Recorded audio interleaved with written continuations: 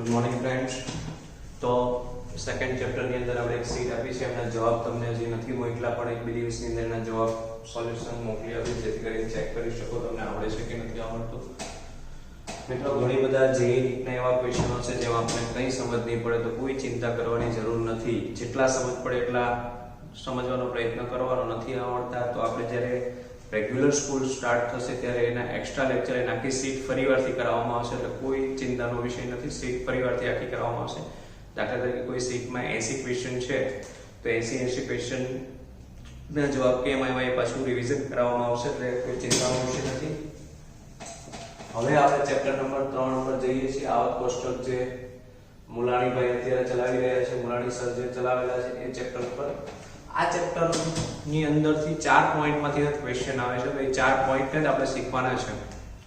પણ એ 4 પોઈન્ટ શીખવામાં જરૂરી એક થિયરી છે જે ખૂબ મદદરૂપ છે, જે ઘણા વિદ્યાર્થીઓને એમાં કંઈ સમજ જ નથી પડતી. તો આ થિયરી ક્લાસની અંદર 50 થી 60% વિદ્યાર્થીઓ દર વર્ષે નથી સમજતા, તો એ લોકો માટે બહુ સરળ રીત છે.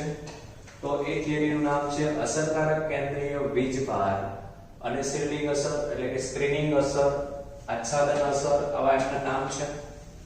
મિત્રો, ધ્યાન દઈએ,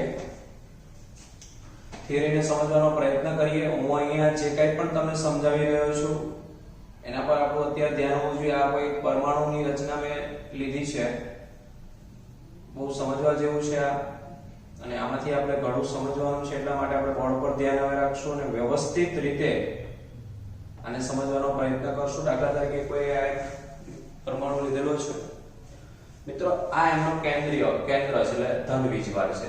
આ ઇલેક્ટ્રોન જે છે ને એ બધા એની આજુબાજુ ગોઠવાયેલા રહે છે, એની પાછળ જવાબદાર આ પોઝિટિવ ચાર્જ છે. જો આ ધન વીજભાર ન હોય તો આને પોતે જકડી ન રાખે તો આ બધા ગમે ત્યાં ફેલાઈ જાય અને અસ્તવ્યસ્ત રચના થઈ જાય. પણ ધન વીજભારના કારણે આ લોકોને ખેંચાયેલું રહેવું પડે છે. જો આ જેવો નબળો પડશે ને, ધન વીજભાર નબળો પડે ને, એટલે ઓટોમેટિક બધા મનમાની કરવા બને, ગમે ત્યારે કરવા બને. એટલે આખા પરમાણુ પર કંટ્રોલ કોનો હોય? કેન્દ્રનો હોય. કેન્દ્ર નબળું પડશે તો આ બધા ગમે ત્યાં ફરવા માંડશે. મિત્રો, સમજીએ. પછી આ બહુ સમજવા જેવું છે. હું અહીંયા તમને ખૂબ ડીપમાં લઈ જવાનો છું, એટલે બોર્ડ ઉપર જ ધ્યાન આપજો. પછી આ ઇલેક્ટ્રોન હોય આની સાથે, કે આ ઇલેક્ટ્રોન હોય કે આ ઇલેક્ટ્રોન, આ બધા ઇલેક્ટ્રોનને કેન્દ્ર સાથે આકર્ષણ હોય, એટ્રેક્શન હોય. મતલબ આ કેન્દ્ર આ બધાને પોતાના તરફ ખેંચેલા રાખે છે. એટલે પરમાણુની અંદરથી ઇલેક્ટ્રોન ગમે ત્યાં જેમ તેમ અસ્તવ્યસ્ત થઈ શકે નહીં. એનો મતલબ કે તો પછી કોણ બધા જવાબદાર કોણ બન્યું? કેન્દ્ર. કારણ કે આ પહેલી કક્ષા છે, અંદરની કક્ષા કહેવાય, બાહ્યતમ કક્ષા કહેવાય. આ જે કક્ષા છે એને બાહ્યતમ કક્ષા, આઉટર શેલ તરીકે ઓળખવામાં આવે. જ્યારે આ જે બે અંદરની કક્ષા કહેવાય, આ અંદરની કક્ષા કહેવાય. મિત્રો, ખાસ ધ્યાન દેવા જેવી વસ્તુ એ છે કે આપણી પાસે જ્યારે આ પોઝિટિવ છે, આ નેગેટિવ છે, આ નેગેટિવ છે, આ નેગેટિવ છે, મેં ઉપર લખ્યા છે વીજભાર લખું છું, ઋણ વીજભાર છે. આ બધા ઇલેક્ટ્રોન હોય એ કયો વીજભાર ધરાવે? ઋણ વીજભાર ધરાવે. તો આ બધા નેગેટિવ ચાર્જ ધરાવે છે. હવે સમજવાનું એ રહ્યું કે આ નેગેટિવ છે એટલે તો એ પોઝિટિવ તરફ ખેંચાયેલા રહે છે. એટલે આ ઇલેક્ટ્રોન પણ કેન્દ્ર તરફ ખેંચાયેલો હોય, આ પણ કેન્દ્ર તરફ ખેંચાયેલો, આ પણ કેન્દ્ર તરફ ખેંચાયેલો હોય છે. રેડી? હવે સમજવાનું શું રહ્યું મિત્રો? પણ આ બે માઈનસ માઈનસ છે. જો તો આ બે વચ્ચે શું જોવા મળશે? રિપલ્શન, અપાકર્ષણ. આ બે વચ્ચે શું જોવા મળશે? અપાકર્ષણ. અને એની સાથે બીજું શું જોવા મળે? આકર્ષણ. એ તો છે જ, તે આકર્ષણ તો છે જ, સાથે અપાકર્ષણ. કારણ કે ઇલેક્ટ્રોન બે ઋણ વીજભાર. ઇન શોર્ટ અહીંયા અપાકર્ષણ, રિપલ્શન જોવા મળશે. અને આને આપણે શું કીધું? આકર્ષણ. તો આકર્ષણ અને અપાકર્ષણ બંને ચેક કરવામાં આવ્યા. કારણ કે આપણે ખબર પડે આ બંને ઇલેક્ટ્રોન છે તો એને એકબીજા વચ્ચે શું હશે? અપાકર્ષણ. કારણ કે ઋણ છે, એકબીજાથી દૂર જશે, અપાકર્ષણ થશે. જ્યારે આ બંને આમ આપણે જે લખીએ છીએ આ ડેશ ડેશ વાળું, એ શું બતાવે છે? આકર્ષણ. તો મિત્રો, અહીંયા આપણે સમજવાનું એ છે કે આ જે અપાકર્ષણ થાય છે એના કારણે રેડિયસ મોટું થાય, પરમાણુની ત્રિજ્યા વધે. કારણ કે ઇલેક્ટ્રોન દૂર થાય. પણ જો આકર્ષણ વધશે ને તો ત્રિજ્યા ઘટશે નહીં. કારણ કે પરમાણુ જે છે એટલો છે, આ ઇલેક્ટ્રોન અંદર આવશે કે આ ઇલેક્ટ્રોન અંદર આવશે પણ પરમાણુને કોઈ અસર થશે નહીં. માટે ખૂબ સમજવા જેવું છે. આ આકર્ષણ છે અને આ જે અપાકર્ષણ છે, અપાકર્ષણને ઇંગ્લિશમાં રિપલ્શન કહેવાય અને આકર્ષણને એટ્રેક્શન કહેવાય. તો મિત્રો બહુ સમજવા જેવું છે. આકર્ષણ એટલે એટ્રેક્શન. એટ્રેક્શન તરીકે એને ઓળખવામાં આવે અને અપાકર્ષણને રિપલ્શન. તો આ આકર્ષણ અપાકર્ષણની ચર્ચા આપણે કરીએ એની ઉપર આખી આ થિયરી છે. હવે જો આ શું થાય, પણ આ જે છે ને આને કેન્દ્ર તરફ આકર્ષવું છે, પણ તો હવે આ રિપલ્શન આવ્યું ને એના કારણે આની જે આકર્ષવાની ક્ષમતામાં ઘટાડો થશે, એનું કુલ આકર્ષણ ઘટી જશે. આ અપાકર્ષણને કારણે ઇલેક્ટ્રોન વચ્ચેના અપાકર્ષણ ને કારણે બાહ્યતમ કક્ષામાં રહેલા ઇલેક્ટ્રોન નું કેન્દ્ર પ્રત્યેનું આકર્ષણ ઘટે છે. આ ઘટનાને શિલ્ડિંગ અસર કહેવામાં આવે. એટલે આ આકર્ષણ ઘટે છે, આપણે જો એક મિનિટ આપણે પહેલા લખીએ. આકર્ષણ ઘટે છે, ચાલો તો સમજો. હવે તો હવે આકર્ષણ ઘટ્યું, કોના કારણે ઘટ્યું? આ રિપલ્શન થયું એના કારણે, કારણ કે બે ઇલેક્ટ્રોન એકબીજાથી દૂર ગયા, એટલે આ દૂર જેમ જશે કેન્દ્રથી થોડોક દૂર જશે એટલે એનું આકર્ષણ ઘટશે. બરાબર. તો આ જે અંદર આ આકર્ષણ ઘટાડે છે, પણ આ અંદરની કક્ષાના ઇલેક્ટ્રોન એક કવચ બનાવવું. આ જે શિલ્ડ બનાવે, આ શિલ્ડ એટલે કે કવચ બનાવે છે. આ કવચના કારણે આમને બહારની કક્ષાના ઇલેક્ટ્રોનને આ કેન્દ્ર તરફ આકર્ષવું હોય તો એ આકર્ષવામાં થોડો ઘટાડો થઈ જાય છે, એટલે આકર્ષી શકતા નથી. તો આ જે કવચ બન્યું આગળનું, આ કવચને આપણે શિલ્ડ અથવા શિલ્ડિંગ અસર તરીકે ઓળખીએ છીએ. બરાબર. શેના તરીકે ઓળખીએ છીએ? શિલ્ડિંગ. આ રિપલ્શન જે છે એક પ્રકારનું શિલ્ડિંગ દર્શાવે છે અને આકર્ષણ જે છે એ અસરકારક કેન્દ્રીય વીજભાર દર્શાવે. તો જે આકર્ષણની માત્રા શું દર્શાવે? અસરકારક કેન્દ્રીય વીજભાર. અપાકર્ષણની માત્રા શું દર્શાવે? શિલ્ડિંગ અસર. તો આ બંને શબ્દો તમને ખબર પડી ગઈ કે અસરકારક કેન્દ્રીય વીજભાર કોને કહેવાય અને શિલ્ડિંગ કોને કહેવાય. આજે આખું એક શિલ્ડ તૈયાર કરે જેથી કરીને આ બહારના બાહ્યતમ કક્ષાના ઇલેક્ટ્રોનનું કેન્દ્ર પ્રત્યે જે આકર્ષણ થવું જોઈએ, ટૂંકમાં આ સેલિબ્રિટી છે કોઈ. બરાબર. આ બધા એને જોવા આવ્યા છે, પણ અંદર એટલા બધા ગોઠવાઈ ગયા છે વ્યવસ્થિત રીતે કે આ બહારનાને પૂરેપૂરું જોવા દેશે નહીં. આ સેલિબ્રિટીને બરાબર જોવા દેશે નહીં. આ બહારનાને જોવું છે બાહ્યતમ કક્ષાવાળાને, પણ અંદરને પોતે એવું આવરણ તૈયાર કર્યું છે કે આ બહારના છે આ સેલિબ્રિટી સુધી પહોંચી શકશે નહીં અથવા તો ઓછા પહોંચશે. તો આ માટે જે આકર્ષણની માત્રા અને અપાકર્ષણની માત્રા, બે શબ્દો આવે મિત્રો, બહુ સમજજો. આકર્ષણની માત્રા એટલે આકર્ષવાની માત્રા. આકર્ષવાની માત્રા જે છે, આકર્ષણની માત્રાને અસરકારક કેન્દ્રીય વીજભાર તરીકે ઓળખવામાં આવે, એટ્રેક્શન. રિપલ્શન એટલે અપાકર્ષણની માત્રાને શિલ્ડિંગ અસર તરીકે ઓળખવામાં આવે.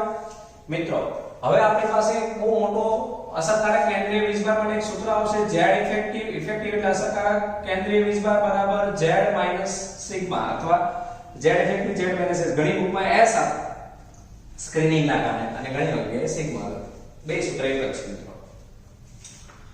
Z ઇફેક્ટિવ એટલે એને કુલ આકર્ષણ કહેવાય, કારણ કે કુલ આકર્ષણ ક્યારે નક્કી થાય? આને આકર્ષવું છે, આકર્ષે તો ખરા જ, નહીં તો આ અસ્તવ્યસ્ત થઈ જાય.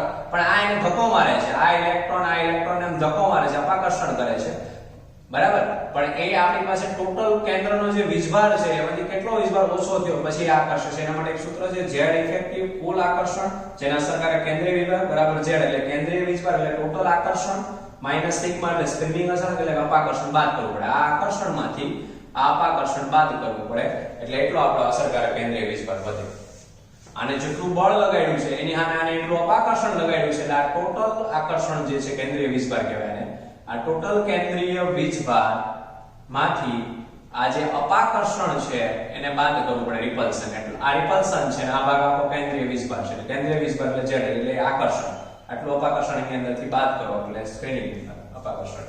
તો આ એક સૂત્ર છે અસરકારક કેન્દ્રીય વીજભારનું, Z effective Z minus S. બહુ સમજવા જેવું છે. આ સૂત્ર મેં અહીંયા લખ્યું છે, આ બે સમજાવ્યું. હવે મિત્રો આના ઉપર એક સેલ્ટર નામના વૈજ્ઞાનિક એક નિયમ આપેલો. હવે એના ઉદાહરણ થોડાક સમજીએ. સેલ્ટરે શું કીધેલું છે આ તમને સમજાઈ ગયો છે મિત્રો. ફરીવાર થઈ ગયો છું. આ શિલ્ડ તૈયાર થાય જેના કારણે આનું આકર્ષણ જે મજબૂત હતું એ થોડું ઓછું થઈ ગયું એટલે અસરકારક કેન્દ્રીય વીજભાર થયો કહેવાય. આ અપાકર્ષણ જે એટલું થયું આની વચ્ચેની માત્રાને આપણે શિલ્ડિંગ અસર કહીએ. આકર્ષણની માત્રાને આપણે અસરકારક કેન્દ્રીય વીજભાર કહેવાય. સૂત્રોમાં બહુ ડીપમાં સમજાવી દીધું છે કે ભાઈ સ્ક્રીનિંગના કારણે જે ઘટાડો, રિપલ્શનના કારણે જે ઘટાડો એને ટોટલ કેન્દ્રીય વીજભારમાંથી બાદ કરવો પડે ફોર્સ. હું બહુ ઈઝી ઉદાહરણ આપું કે ભાઈ આ પરમાણુને અહીંયા 10 ન્યૂટન જેટલું ફોર્સ લાગે આકર્ષણ બળ. કેટલું ફોર્સ લગાડવું પડે છે? 10 ન્યૂટન, 10 ન્યૂટન બળ. પણ આ જે છે તમારી પાસે અપાકર્ષણ એ 2 ન્યૂટન છે. 2 ન્યૂટન અપાકર્ષણ છે. તો આ 10 ન્યૂટન માંથી 2 ન્યૂટન બાદ કરો એટલે ટોટલ પરમાણુનું કુલ આકર્ષણ કેટલું થઈ ગયું? 8 ન્યૂટન. તો એ જ સૂત્ર મેં ત્યાં તમને સમજાવ્યું.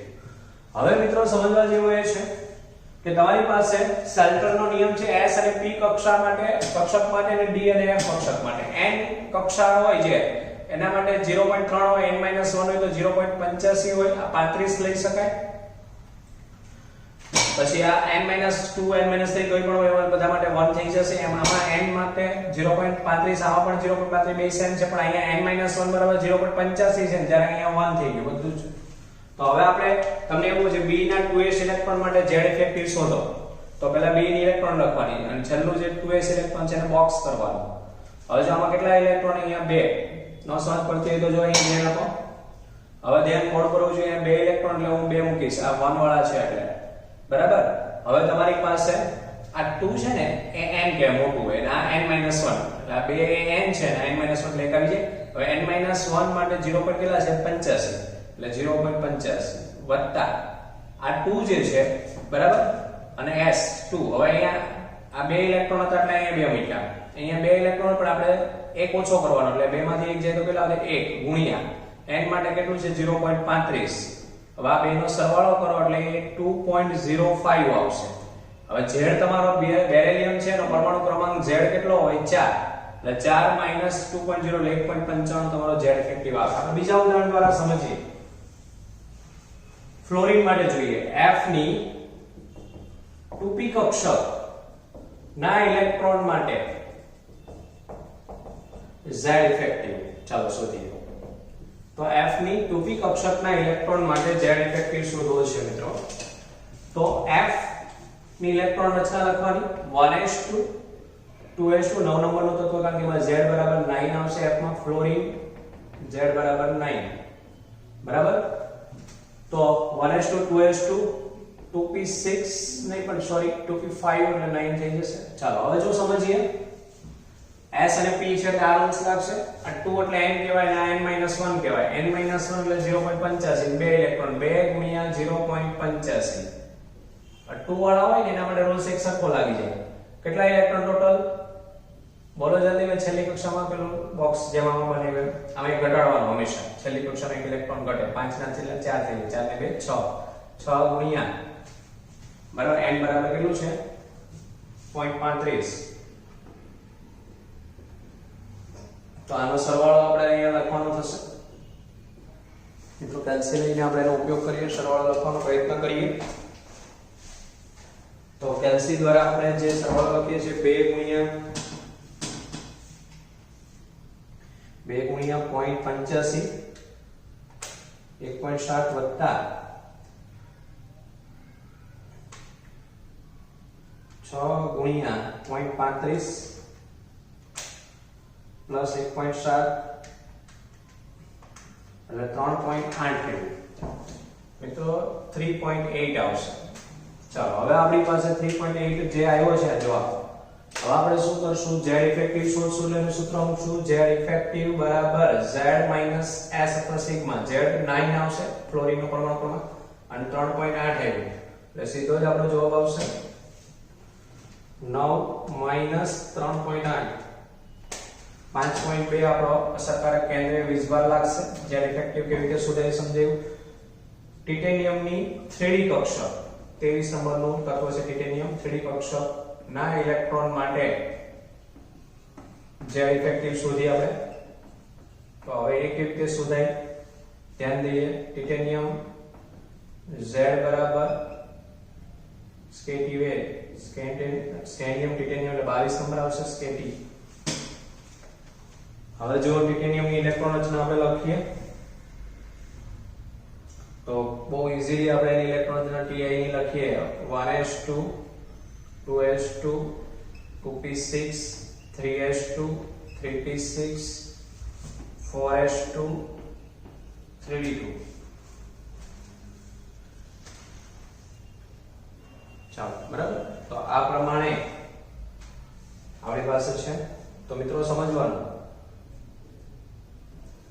આ 3 3 વાળા બધા સેમ રાખવા પડે આ 4s ની કોઈ જરૂર નહીં પડે એ નીકળી જાય કારણ કે 3 કરતા મોટું આવી જશે એટલે નીકળી જશે આ ધ્યાન દેવું પડશે હવે જો 1s2 એટલે હવે તમારે 3 છે એ n ગણાય હવે તમારામાં 3 n એટલે 0.35 બાકી બધા માટે 1 લાગે એટલે આ 2 ઇલેક્ટ્રોન માટે 1 લાગે પછી આ 6 ઇલેક્ટ્રોન છે એના માટે પણ 1 લાગશે સોરી 8 ઇલેક્ટ્રોન 6 2 8 હવે 3s વાળા કેટલા ઇલેક્ટ્રોન છે 3 ને 2 6 6 ને આમાંથી એક ઓછો થાય ખબર ને બોક્સ હોય એમાંથી એક ઓછો થાય એટલે 3 ને 2 6 ને 1 7 ગુણ્યા 0.35 બરાબર ડી અને એફ કક્ષક માટે હવે આનો સરવાળો કરવાનો તો 2 એકા 2 2 10 વત્તા ડાયરેક્ટ સરવાળો લખી નાખું અહીંયા ચાલો 10 વત્તા 7 ગુણ્યા 0.35 2.45 વત્તા 10 એટલે 12.45 થયું હવે z ઇફેક્ટિવ બરાબર z માઈનસ સિગ્મા z આપણું ટાઇટેનિયમ નું 22 અને સિગ્મા આપણું આવ્યું 12.45 તો આપણી પાસે 22 માઈનસ 12.45 9.55 z ઇફેક્ટિવ આવે તો આવી રીતે અસરકારક કેન્દ્રીય વીજભાર સ્લેટરના નિયમ પરથી મેળવી શકાય એટલે ટૂંકમાં સ્લેટરનો નિયમ નથી આપ્યો મિત્રો તો આ હતો આજનો જે સૌથી મહત્વનો પોઈન્ટ અસરકારક કેન્દ્રીય વીજભાર અને શિલ્ડિંગ અસર આમે સમજાવ્યું બહુ મહત્વનું છે મિત્રો આ આકર્ષણ થશે આટલું આ અપાકર્ષણ થશે ટોટલ આકર્ષણમાંથી અપાકર્ષણ બાદ કરો એટલે નેટ આકર્ષણ મળે જેના આપણે અસરકારક કેન્દ્રીય વીજભાર કુલ આકર્ષણ એટલે નેટ આકર્ષણ આ ટોટલ આકર્ષણ એટલે કેન્દ્રીય વીજભાર આ z અને આટલું આ અપાકર્ષણ એટલે સ્ક્રીનિંગ અચળાંક આ જે શિલ્ડ તૈયાર થયું એટલે સ્ક્રીનિંગ અચળાંક સ્ક્રીનિંગ અસર તરીકે ઓળખવામાં આવે અહીંયા જો અપાકર્ષણની માત્રા શિલ્ડિંગ દર્શાવે અને આકર્ષણની માત્રા તમારી પાસે કેન્દ્રીય વીજભાર દર્શાવે તો આ પ્રમાણે મિત્રો બહુ જ વ્યવસ્થિત રીતે મેં સમજાવ્યું છે છતાં ઘણા કોઈ વિદ્યાર્થી ન પડે તો રૂબરૂ પણ તમે સમજી શકો બરાબર તો આ અહીંયા આપણી પાસે ચેપ્ટર નંબર 3 નો પહેલો પોઈન્ટ મેં અસરકારક કેન્દ્રીય વીજભાર અને શિલ્ડિંગ અસર છે આવર્ત કોષ્ટકની માહિતી તમને એનસીઈઆરટી માં આપેલી છે એટલે મેં એમાં બહુ સમય નહીં બગાડું એક્ઝામ ઓરિએન્ટેડ વર્ક કરીશ જેઈ નીટ ની અંદર જે ક્વેશ્ચનો છેલ્લા 15-20 વર્ષથી આવેલા છે એને લઈને આપણે ચાલશું હવે આપણે પરમાણુ ત્રિજ્યા અને આયનીય ત્રિજ્યા તરફ આપણે આગળ વધશું એટલું જોયા બાદ હવે આ બધી વસ્તુ તમે ભણ્યા અસરકારક કેન્દ્રીય વીજભાર શિલ્ડિંગ અસરનો ઉપયોગ આવશે એટલે પહેલા આને ભણાવવું પડ્યું હવે પછી આપણે પરમાણુ ત્રિજ્યા આયનીય ત્રિજ્યા જોશું પછી આયનીકરણ એન્થાલ્પી જોશું ઇલેક્ટ્રોન પ્રાપ્તિ એન્થાલ્પી અને વિદ્યુત ઋણતા આપણા આ ચાર ગુણધર્મો જે આવર્તી વલણ કહેવાય એમાંથી જ ક્વેશ્ચન આવે છે એટલે ચારે ચાર એક એક લેક્ચર આપણે લેવા પડશે તો મિત્રો પહેલા એટલું જોઈ લઈએ